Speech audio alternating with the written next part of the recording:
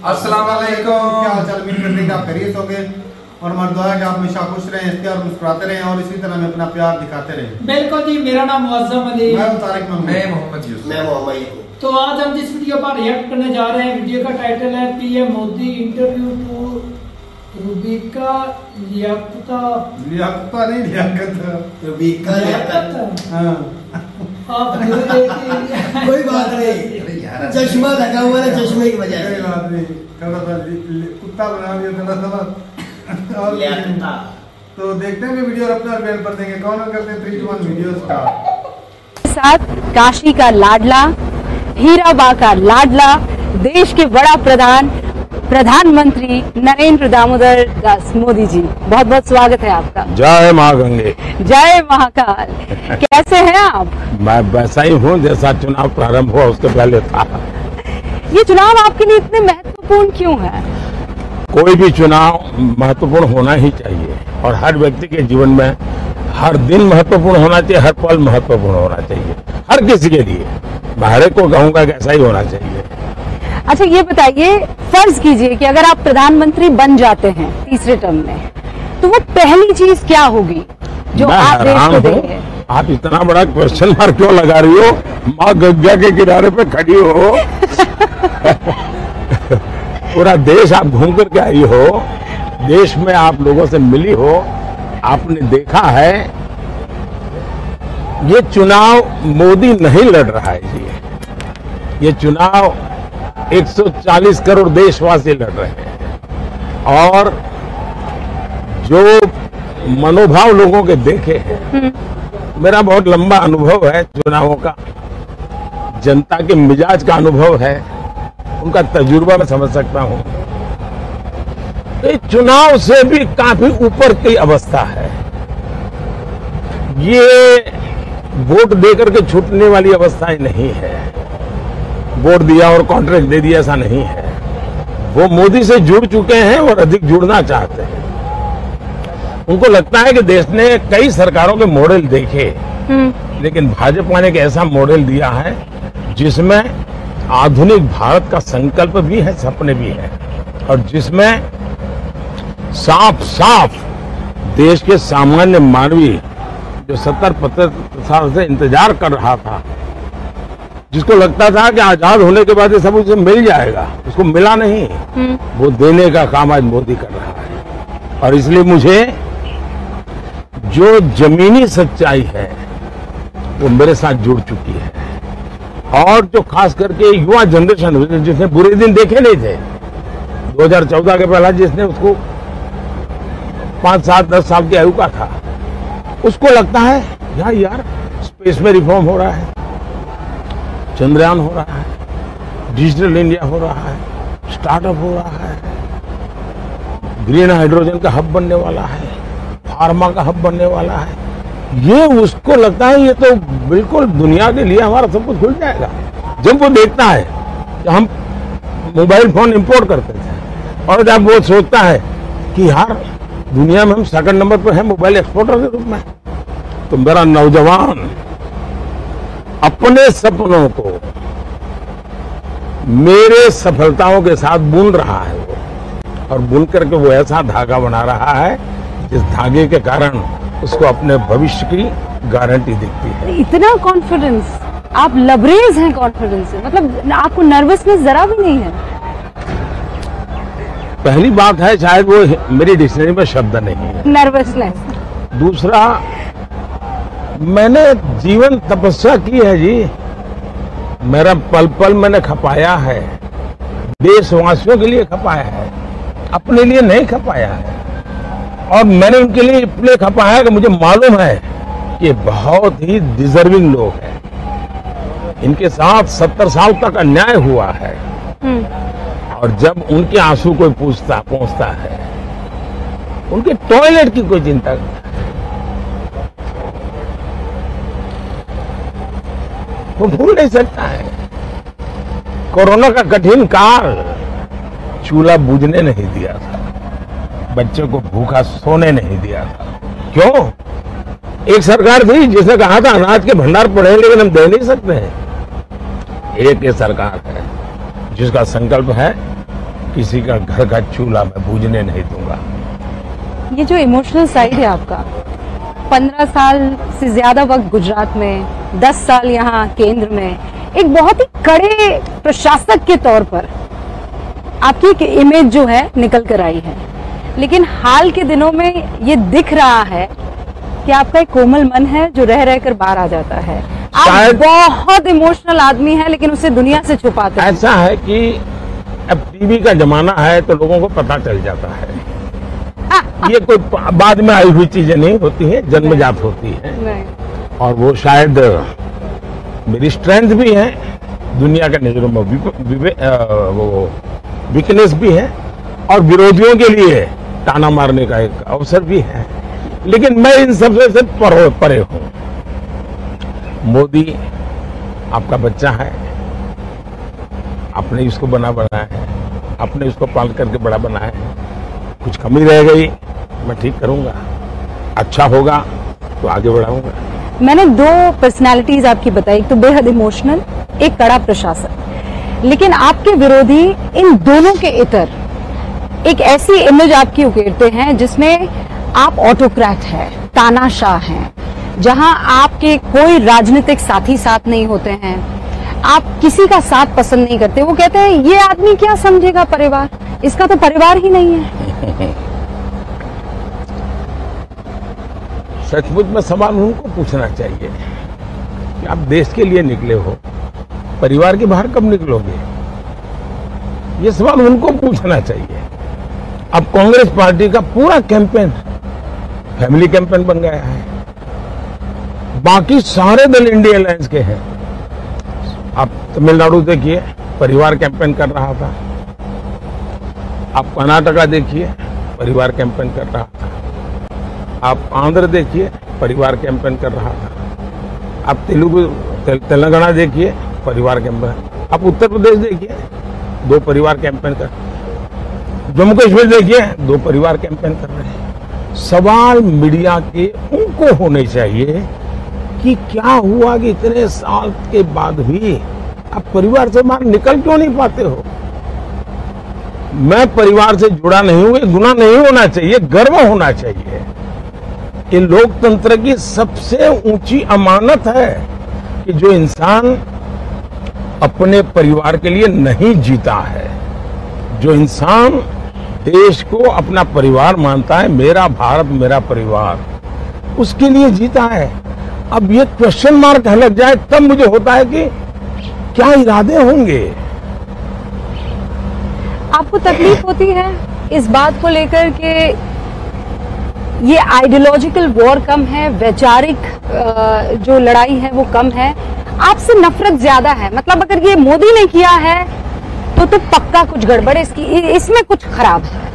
कठिनाई ये है कि जब इंसान तर्क के आधार पर, तथ्य के आधार पर और जमीनी हकीकतों के आधार पर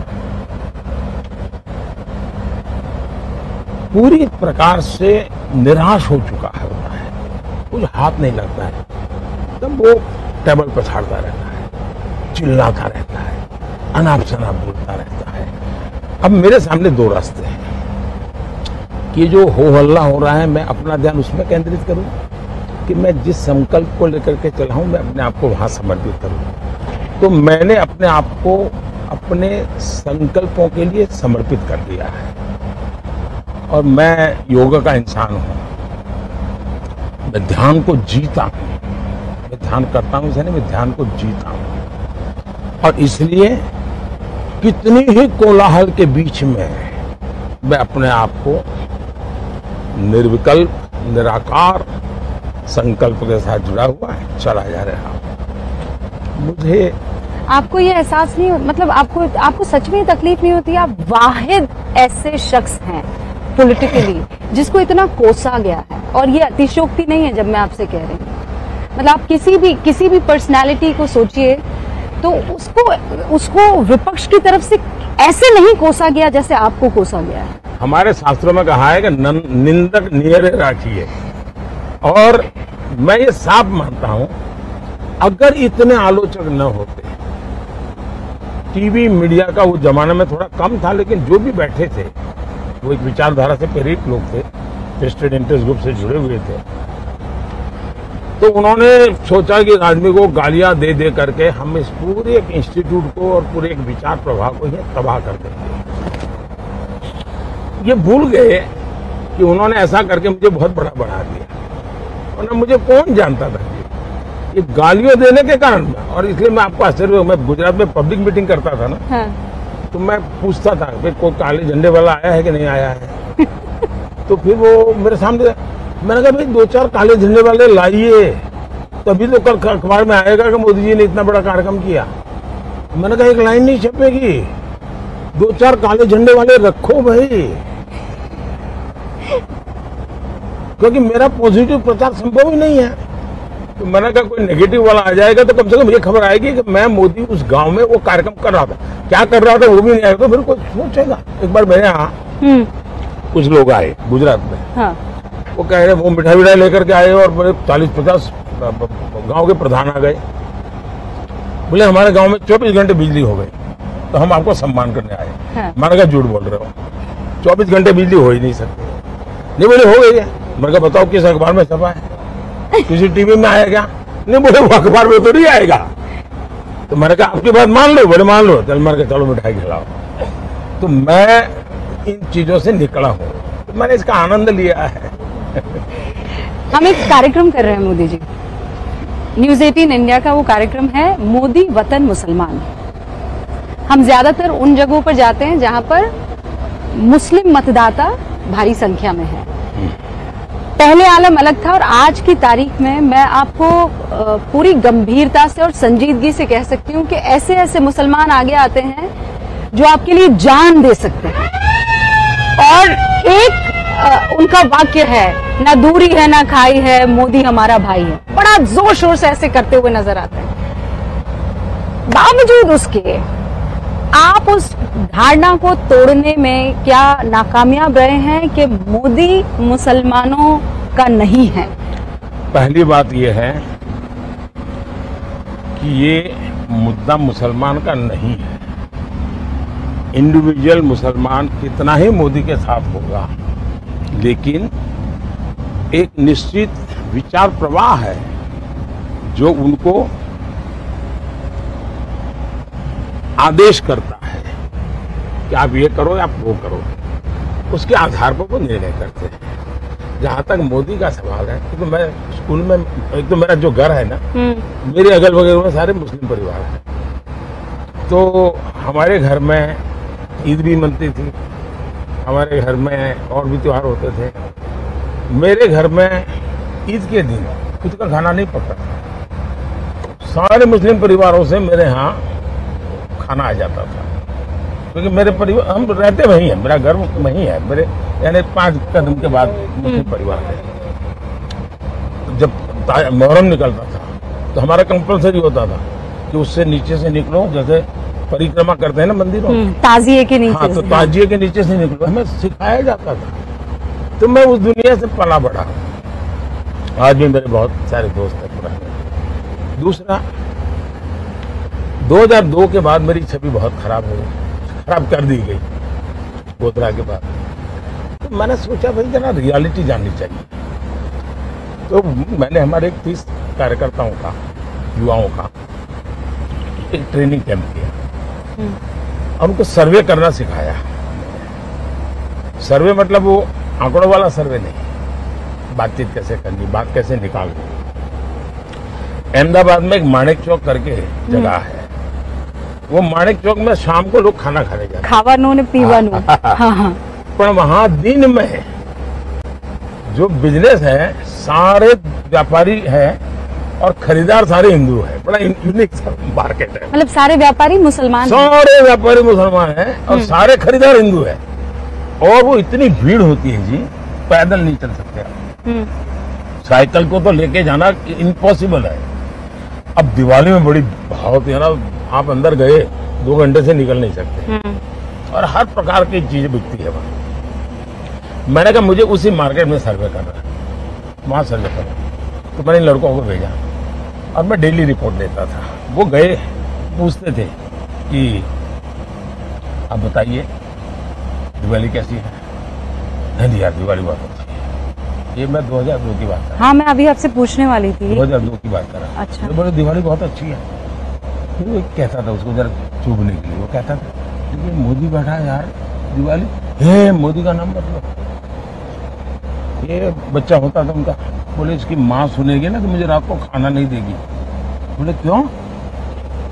अरे बोली मोदी नहीं आया ना तब तक ये स्कूल नहीं जाता था। बोले मोदी आया तो स्कूल जा रहा है। ये दिवाली की छुट्टी है तो मेरे यहाँ दुकान पे मेरी मदद कर रहा है। बोले पहले कभी दुकान पे नहीं आता था। बोले मेरा सर फूट जाता था। बोले उसकी माँ इतनी खुश है कि मेरे बच्चे सब उनका जीवन बन रहा है। तो बोले मोदी के खिलाफ मेरे अगर मैं मत बोलो। बोले और करीब करीब 90% दुकान वालों का तर्क अलग अलग होंगे, यही जवाब था। दूसरा, मुझे कुछ महिला एक बार मिल आई, मुस्लिम महिला, तो बड़ी बधाई दे रही थी। फिर कुछ अपेक्षाएं लेकर के आई थी। मैं क्या बधाई?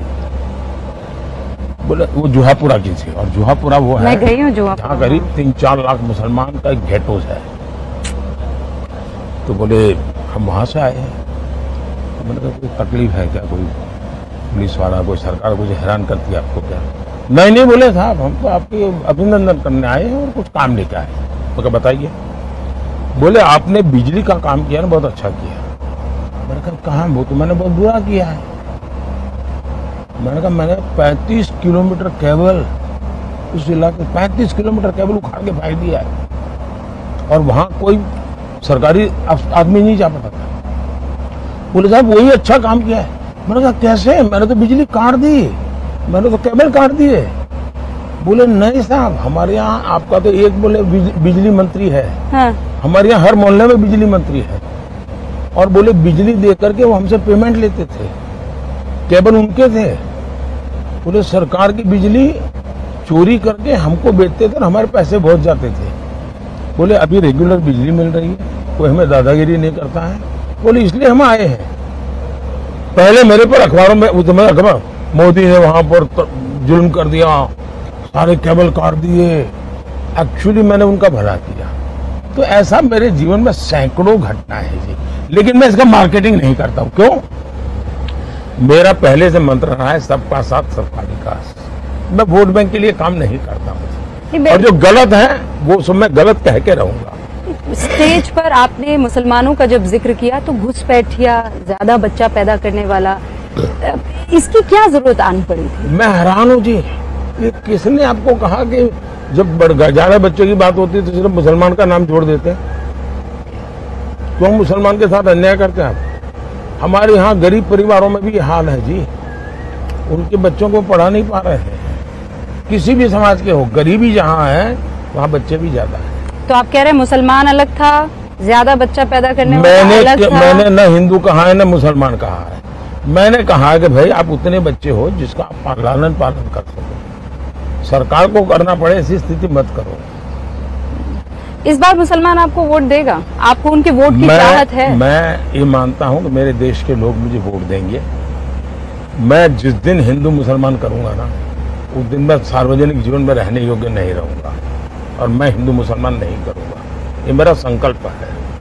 अगर मैं घर देता हूं, मैं सैचुरेशन की बात करता हूं, 100% डिलीवरी। इसका मतलब हुआ गांव में मानो 200 घर है, कौन समाज है, कौन जाति है, कौन धर्म है, 9। उन 200 घर में अगर 60 लाभार्थी हैं तो उन 60 लाख लोगों को मिलना चाहिए। और जब मैं 100% सैचुरेशन का मतलब होता है वो सच्चा सामाजिक न्याय है, वो सच्चा सेक्युलरिज्म है। जब आप उसमें करप्शन की भी संभावना नहीं रहती, कि आपको मालूम है भले उसको मंडे को मिला है ना, अगले मंडे को मेरा नंबर लग जाएगा। नहीं, इस बात की गवाह तो मैं भी हूँ। हाँ। मुसलमान ये बात कहते हैं और ये मानते हैं कि उनके घर पे सड़क आई है, बिजली आई है, उनके घर पे सिलेंडर आया है। शकीला और शकुंतला में किसी तरह का कोई अंतर नहीं है। हाँ। और ये रहा आपका नमो घाट। कैसा लगता है जब आप ये देखते हैं तो? कैसा लगता है ये बदलाव? पहली बात है कि मैं मानता हूँ कि काशी में घाट और काशी की पहचान है, लेकिन उसमें आधुनिकता होनी चाहिए, व्यवस्थाएं होनी चाहिए। और उसमें से मुझे एक ये नमो घाट बनाने का विचार आया। और इन दिनों शाम को बहुत बड़ी मात्रा में लोग यहाँ आते हैं, तो वो पुराना और इसको जोड़ करके देखते हैं। और मैंने उस पुरानी परंपराओं को भी बचा के रखा है और मैंने उसको आधुनिक रूप भी दिया है, विरासत भी। और लगातार गंगा को नमन। यहाँ क्यों आते हैं? नमो गंगा, ये नमो गंगा है। बहुत खूब। अच्छा, ये बताइए, जो मेरे दो क्विक आखिरी सवाल है। पहला तो ये कि ये कहा जाता है कि 400 पार अगर मोदी ले आएगा तो फिर विपक्ष क्या करेगा? विपक्ष एक मजबूत स्थिति में होगा तभी तो लोकतंत्र चल पाएगा।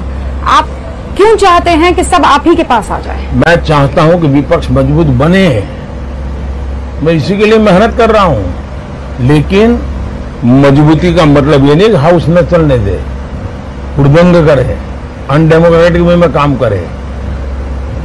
भारत का दुर्भाग्य है कि पिछले 10 साल ये लोग पूरी तरह विपक्ष के रूप में भी फेल गए। उनके खाते में विपक्ष के नाते काम किया एक काम नहीं है। जो लोग विपक्ष में फेल गए वो शासन में कैसे सफल हो सकते हैं? और भारत में मजबूत लोकतंत्र की बहुत आवश्यकता है, मजबूत विपक्ष की आवश्यकता है। और इसलिए शरद पवार ने एक अच्छा सुझाव दिया है और मैं उसका स्वागत करता हूं। उन्होंने सुझाव दिया है कि सभी छोटी पार्टियों ने कांग्रेस में मर्ज कर देना चाहिए। कांग्रेस में मर्ज करना नहीं करना, कहां करना, वो मेरा विषय नहीं है। लेकिन इसका अर्थ मैं ये निकालता हूं, अगर ये मर्ज हो जाते हैं, क्योंकि उनको चिंता ये है कि इस चुनाव में मान्य विपक्ष संभव नहीं होगा, इतने सीटें भी नहीं आएगी कोई रिकॉग्नाइज अपोजिशन बने। और इसलिए अगर मर्जर कर देंगे तो नंबर थोड़ा हो जाएगा, तो हम मान्य विपक्ष बनेंगे। दूसरा, आपको आश्चर्य होगा, मैंने कानून में परिवर्तन किया।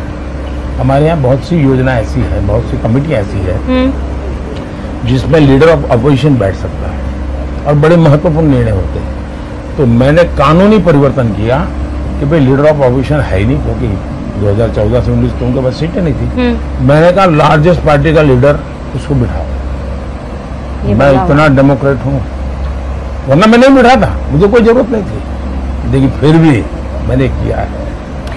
मुझे पता है वक्त की कमी है, लेकिन पिछली बार जब मैंने आपका इंटरव्यू लिया था और बहुत से लोग हैं जिन्होंने इस सवाल पर बहुत खिल्लियां उड़ाई थी, लेकिन वो सवाल मैंने इसलिए पूछा था कि खेत में गन्ना काट रही एक औरत ने मुझसे ये कहा था। और आज फिर मैं वो सवाल आपसे पूछूंगी। 5 साल पहले मैंने आपसे कहा था आप थकते क्यों नहीं हैं? आज 5 साल बीत जाने के बाद आप ज्यादा एनर्जेटिक मुझे लग रहे हैं, ज्यादा आपने रैलियां की है, ज्यादा आप काम कर रहे हैं। आप वाकई थकते क्यों नहीं हैं? पहले जब तक माँ जिंदा थी मुझे लगता था कि शायद बायोलॉजिकली मुझे जन्म दिया गया है।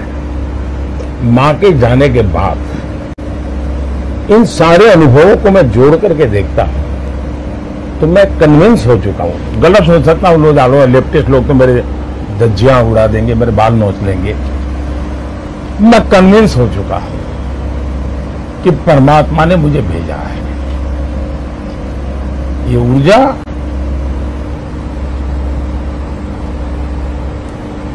बायोलॉजिकल शरीर से नहीं मिली है।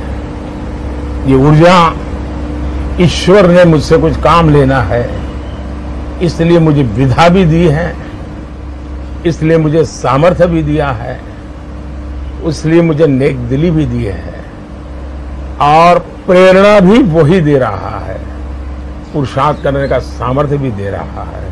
और मैं कुछ नहीं हूं, एक इंस्ट्रूमेंट हूं जो ईश्वर ने मेरे रूप में मुझसे लेना तय किया है। और इसलिए मैं जब भी कुछ करता हूं तो मैं मानता हूं शायद ईश्वर मुझसे करवाना चाहता है, क्या परिणाम होगा चिंता छोड़ो, मैं सिर्फ ईश्वर को समर्पित हूं। दूसरा, लेकिन उस ईश्वर को मैं देख नहीं सकता हूं, तो मैं भी एक पुजारी हूं, मैं भी एक भक्त हूं। तो मैंने 140 करोड़ देशवासियों को ईश्वर का रूप मान करके चलता हूं, वही मेरे भगवान है।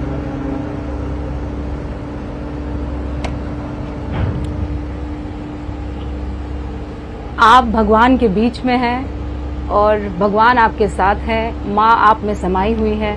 आपको खूब सारी शुभकामनाएं। बहुत बहुत धन्यवाद। 4 जून को फिर हो सकता है आपसे मुलाकात हो, ख्याल रखिएगा। धन्यवाद जी। चलें जी, वीडियो खत्म हो गई। शुरुआत भाई साहब डेवलपमेंट से हुई कि इसमें भाई कोई दूरी राय नहीं, डिजिटल इंडिया की बात हुई। अब तो भाई हमने देखा है कि दुनिया की सबसे ज्यादा अगर ऑनलाइन ट्रांजैक्शन हुई है तो वो इंडिया में हुई। ये तो थोड़ी मोटी बात नहीं, ये बहुत बड़ी बात है जी जी। चलो माना कि पॉपुलेशन भी बहुत है, इंटरनेट के यूजर भी बहुत ज्यादा है, चाइना भी है, चाइना में भी है, पाकिस्तान में तकरीबन टेक्नोलॉजी के हिसाब से आगे है सारे कंट्री। टेक्नोलॉजी पहले वो भी लेकर आ सकते थे, लेकिन वो भी इंडिया की तरफ देख रहे, ये टेक्नोलॉजी हमें दो। अब यूपीआई देखते हैं दूसरे कंट्री के आगे, लोग वो भी हैरान होते हैं, वो डिमांड भी उसकी करते हैं। ऐसा भी होता नहीं है। यूपीआई के आपने भी देखी, मैं अगले दिन भाई देख रहा था। अब फनी बात है, मैंने एक भाई को वीडियो भी शेयर की थी, वो एक लड़की नाच रही थी, कोई लोकल डांसर थी, वो नाच रही थी और वो कुछ पैसे ऊपर फेंक रहे थे और उसने साथ में मोबाइल में बार कोड भी ऑन कर रखा था। अब QR कोड जो होता है, अच्छा वो भी ऑन कर रखा था। और जो है ना वो तमाशा देखने वाले वो भाई साहब उधर से बैठ के ना वही साथ में नाच भी रहा था, साथ में उधर तक पैसे भी ट्रांसफर कर रहा था। बढ़िया। अब ये टेक्नोलॉजी थोड़ी है।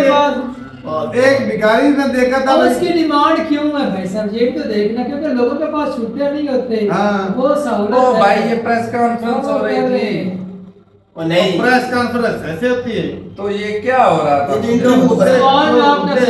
उस पे सवाल जवाब हो रहे हैं, उसके लिए 2-4 मीडिया वाले और बुला लेते तो लगे तो प्रेस कॉन्फ्रेंस हो जानी थी भाई साहब। पहले मैंने कहा, आपने कहा ऐसे नहीं होती है, अब अपनी बात से विरोध थी। मैंने कहा ना कि प्रेस कॉन्फ्रेंस हो रही थी, आपने कहा ऐसे होती है, तो मैंने कहा 3-4 और को बुला लेते, लगे तो ये गिले शिकवे ये सवाल क्या वो भी उठा सकते हैं। अच्छा डिजिटल इंडिया में ये सवाल जवाब वो है जो तैयार करके आए हुए थे, तैयार तो सारे करके तैयार किए बगैर कौन। अब इसमें झूठ है कि डिजिटल इंडिया हुआ है, हो गया है नहीं हुआ, हो गया है। दुनिया में सबसे ज्यादा ऑनलाइन ट्रांजैक्शन हुई है। मोदी जी एक जीडीपी में ग्रोथ दुनिया में सबसे ज्यादा हो रही है करीब, या ये कॉन्फिडेंस लेवल है ना इनका। वीडियो में आया ये डरते नहीं है बिल्कुल, कॉन्फिडेंस लेवल बहुत स्ट्रांग है मोदी जी का, तो स्ट्रांग है। 2-4 को और बुला लेते, उन्होंने खा जाना था। तू मीडिया के साथ सिक्योरिटी लगा रखी थी, उन्होंने खा जाना था। वो कॉन्फिडेंस लेवल था इलेक्शन में जीतने का, और वो है भाई पक्का जीतेगा। ये तो हम भी आपको यकूब बोले, यकूब भी खिलाफ है मोदी साहब के, बताए नहीं मैं लगता है कि वो जीतेंगे। तो फिर ये कॉन्फिडेंस नहीं तो वो बीजेपी बहुत सारी मशीनरी तो बीजेपी ने इस्तेमाल की हुई है, फिर किसने आता है? ओ भाई साहब किसी ने आज पार्टी के सारे तोड़ चाबी लेके चले गए हैं, वो अलग लगता है, वो हारते वो पार्टी अच्छा वो अलग मुद्दा है।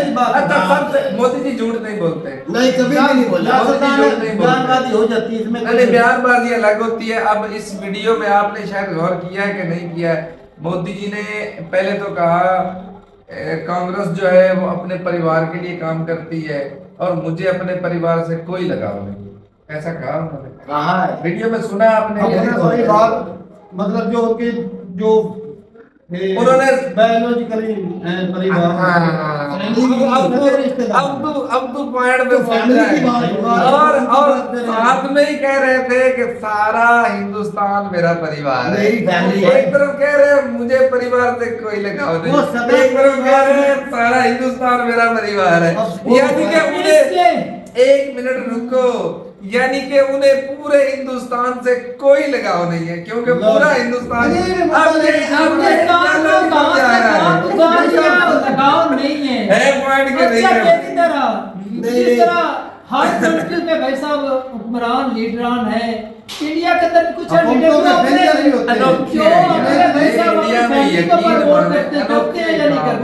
करते हैं सारी दुनिया में, मेरा घर कुछ से होता है या नहीं होता है, ये भी बात है। अच्छा भाई पाकिस्तान में किस वजह से मेरा घर होता है भाई, पाकिस्तान का करप्शन की जब ग्रोथ जो है ना, अपने लोगों को सपोर्ट चाइना में देख रहे, अच्छा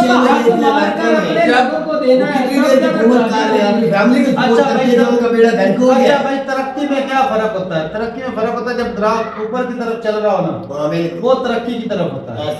तो क्या इंडिया का ग्राफ ऊपर की तरफ नहीं चल रहा? चल रहा है। अगर यूसुफ बोलता है कि ग्राफ नीचे की तरफ चल रहा है तो भाई मैं मान लूंगा तरक्की नहीं हो रही। 2014 से पहले तो वो गिरे पड़े थे समंदर में, कहीं खो गया था हिंदुस्तान। फिर अचानक से मोदी जी आए, उन्होंने गिरते हुए हिंदुस्तान को समंदर में से ऊपर निकाला और दुनिया को दिखाया, ये देखो भाई हमारा प्यारा हिंदुस्तान। पहले कोई लीडर ही ना हिंदुस्तान, पूरी दुनिया में चर्चा भी तो भाई साहब हाँ डंका बज रहा है विदेशों में ऑस्ट्रेलियन देख लो जो बॉस बोलते हैं, सभी ईरान तक भाई साहब जो भाई साहब बाप के अपने मुस्लिम स्टेट के लीडर वो भी भाई बॉस वाले बात में इंडिया को क्या सपोर्ट कर रहे हैं, इंडिया को भाई साहब बॉस वाले बात में क्या हैं करते हैं, और भी क्या हो सियासी बदौलत ही हुआ और तेरी मेरी वजह से हुआ। यार देख लो अमेरिका। अच्छा मोदी जी को हटा दो, कोई और आ जाए किसी भी पार्टी का या बगैर पार्टी का कोई भी बंदा आ जाए, हिंदुस्तान चलेगा कि नहीं चलेगा? जिस हिसाब से ये चला उस हिसाब से नहीं चलेगा आगे वो। हाँ जितनी नफरत ये बेच रहे हैं उतनी वो शायद बेच रहे हैं, उतनी नफरत शायद वो बेच रहे हैं। ऊपर से अब देखो कैसे मक्खन लगा रहे हैं, जब से आए हैं नफरत सबसे ज्यादा इन्होंने बेची है। सबसे ज्यादा तरक्की भी इन्होंने करवाई है। किसकी तरक्की भी इन्होंने करवाई है? अपनी जात की है। नफरत क्या होती है? नफरत क्या होती है? हाँ ये झगड़े फसाद तो उससे तरक्की नहीं होती, उससे भाईचा एकता नहीं रहती। अच्छा मेरी बात ये तो मैं भी वही समझा रहा हूँ। अच्छा अपनी वो इतना बड़ा कंट्री है, तरक्की क्यों कर रहा है? तरक्की क्यों कर रहा है? इतना बड़ा जात के लिए होता है कि दुबई में प्लाट निकल आते हैं, इनके भी दुबई में प्लाट निकलते हैं। भाई बात का अभी सत्ता में है, अभी सत्ता में है, जो सत्ता में होते हैं ना उनके काले चिट्ठे खोले जाते हैं और नहीं जब ये सत्ता से हटेगा तो कहाँ निकलते हैं। एक मिनट और भाई वो डेटा ही नहीं बता रहे अपना, उनका डेटा छुपा दिया बताना होता है। जैसे पाकिस्तानी महल मार मुझे कौन कहेगा? सारे मतलब इंडिया का डेटा नहीं बताया गया। दुबई में है ना तीसरे पर दूसरे पर ये है तो उनका तो शो ही नहीं किया गया। नहीं क्या उनकी पॉपुलेशन 140 करोड़ है, हमारी 25 करोड़ है। कितने 17,000 लोगों के 25,000 17,000 पाकिस्तान के 37,000 के करीब है। और पिछले दिनों बीजेपी लड़की छोड़ो वो मुद्दा ही नहीं है। कांग्रेस में कितने पैसे नहीं है भाई साहब, ये कैमरे के सामने नहीं है। जो ये जो काम की है ना बीजेपी ने, ये मोदी जी एक बयान से अब इसको बदल नहीं सकते हैं। दुनिया जाग चुकी है भाई साहब। ये मक्खन ये जो एक कैमरा ले लिया अपनी गोदी मीडिया को उठाया, प्रेस कॉन्फ्रेंस वाले बुलाते हैं तब तो इनकी मां मर जाती है। एक लफ्ज भी नहीं बोलते। कॉन्फिडेंस लेवल की तरह बात प्रेस कॉन्फ्रेंस वाले कौन है? वो इंडिया वो इंडियन नहीं है, बताओ भाई। वो मोदी जी थे। प्रेस कॉन्फ्रेंस वाले कौन भेज रहा है? इंसान है भाई साहब, रिश्ते नहीं है। उस इंटरव्यू के बाद मोदी साहब को डर लग गया। हाँ अच्छा भाई कॉन्फिडेंस भाई जो मोदी साहब ने काम किया भाई उसको तो अप्रिशिएट करना बनता है बिल्कुल। जो मोदी साहब के पास इतना पैसा वर्ल्ड को खिला दिया भी आपने सिर्फ मेरी तरीफे करनी है जबरदस्ती। यकीन मानो कुछ ऐसा ही है, यकीन मानो कुछ ऐसा तो भाई साहब डरता है। क्या करता है? एक मिनट यार, एक मिनट। अमेरिका कैसे डरता है? अमेरिका की आंखों में आके डांट कर उससे बातें करता है। तो फिर पन्नू को पकड़ ले, आज क्या डांटा तो पन्नू ले इंटरपोल के लिए ले वापस रख किया विदेशों में डंका बज रहा है, पन्नू को और सफाई के साथ करता है। एक पन्नू है, पन्नू पूरा अमेरिका में बैठा है। मुझे इंडिया ला के दिखा, मैं मान जाऊंगा बीजेपी को, मान जाऊंगा। सफाई के साथ मोदी का एक और बयान सुना है तुमने? बात करते हैं पुतन से, मैं इतना स्ट्रॉन्ग बंदा हूं, मैंने पुतन की आंखों में आंखें डालकर उनसे कहा कि वार रुकनी चाहिए। बिल्कुल कहा है रुकनी चाहिए। क्या बात का भाई आंखों में आंखें डालने का मतलब ये था कि मैंने उसको अपनी दहशत दिखाई। गौर करो, रुकनी चाहिए। चाहिए, लफ्जों आंखों में आंखें डालने पर भी गौर करो। ये तो सारी दुनिया का लीडर कहते हैं वहां रुकनी चाहिए। ये तो तू और मैं भी कहते हैं वहां रुकनी चाहिए। फिर तेरे और मेरी मुफ्ती की जबान में फर्क क्या है? कहना और होता है, आम जनता का कहना। तो क्या आंखों में आंखें डालकर एक मिनट, क्या मुफ्ती की कह रहे थे रशिया यूक्रेन की वार रुक गई? रुका के दिखा। वॉर रुक गई। एक पन्नू को अमेरिका से लाड़ी तो कितनी पावर है? इंडिया की पावर है, पन्नू आकर रहने जाने बयान करता पावर जो है ना, बैठ जाए एक पन्नू भारी है पूरे इंडिया से। अच्छा मेरी एक बात सुन ले, बात करते हैं भाई एक तो पन्नू को लाएंगे इधर, उनको सिक्योरिटी, उसको सिक्योरिटी देनी पड़ेगी। ये अब नए मुद्दा शुरू हो गए। वो वैसे पकड़ने नहीं है, जितना इंडियन मीडिया पकड़े जाएंगे। इंडियन मीडिया पता क्या कहते थे जब नवाज लंदन में था? ये आलोक नेचर कहते थे इंटरपोल के जरिए आप लेके आओ इनको, अगर हमारा कोई होता हम खींच के लेके आते। ये वीडियो रिकॉर्ड पे मौजूद है, खींच के लाओ पन्नू को अमेरिका से, यहाँ मैं मानूंगा, पन्नू को मैं मानूंगा बीजेपी को। बात करते हैं, नेशनल है वो, बात करते हैं इंडियन नेशनल अब नहीं रहा, तो वो भी नेशनल है, अमेरिकन सिटीजन है ना, ये लंदन सिटीजन तो है। अमेरिका तो डरता है इंडिया से। बात करते हैं, किसने बोला कि डरता है इंडिया? ये प्यारे भैया जी ने बोला। बात करते डरता हैं, है, लाहौर भी कहना डरता है, सिक्योरिटी है ना, अमेरिका इंडिया से डरता है। सिक्योरिटी ना, तोड़ी छोड़ ठोका है, कितनों को ठोका है? घुस के वो ठोका है। बेचारा कुत्ते को नहीं मार सकते, एक सबूत तू नहीं, धोखे की एक बात सबूत करता नहीं, है, 5 आइज ढूंढ सकती, धोखा है। 5 आइज की वो ये सबूत जाति नहीं पहले ढूंढ के सकती। जाति बात है, इंडिया किसको कुछ नहीं कर सकता। पकड़े नहीं गए, वो तो जेल ही है, पकड़े वो जल्दी हो तो गया, भाई मुझे भी वो जाली लगती वो जल्दी हो जल्दी है, वो गया, किए वो भी जल्दी नहीं। है, बिल्कुल। बाकी भाई मोदी साहब बात कर रहे थे कि जब ये गुजरात में थे तो उस वक्त साफ ज़रा कि भाई जो इनके आसपास मुस्लिम भी फैमिलियां रहती थी, ईद के मौके की बात कर रहे थे कि भाई जब ईद होती थी हमें भी भाई साहब वो खाने पीने की चीज़ें अक्सर मिलती हैं। वो तो भाई यहाँ पर भी है, मतलब इंडिया में तो आज भी हमारा रिवाज है भाई साहब, इंडिया में भी चलता है कि जब वो जब पाकिस्तान में नहीं उनके साथ मिलाई होती हमारे खित्ते का रिवाज है ऐसा। एक लीडर की बात हो रही है, तो वो भाई सिस्टम है और आज भी है, लेकिन जो है ना वो थोड़ा सोशल मीडिया पे नफरत देखने को मिलती है, लेकिन ग्राउंड रियलिटी पे वो बहुत कम है।